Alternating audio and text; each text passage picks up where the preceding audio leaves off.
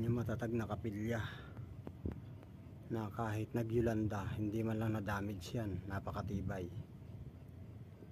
Ang mga karatig niya nagiba, pero ang kapilya na yan matatag. Proud to be Iglesia ni Cristo.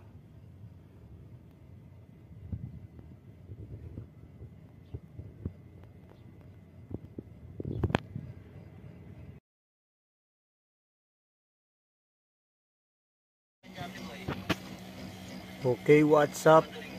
Magandang araw mga biyaheros. Trivia lang gaano ba kalayo talaga ang Tacloban to Basi?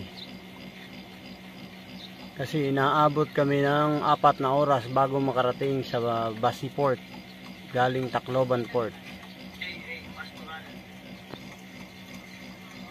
Ayan yung Tacloban Tapos sa kabila yung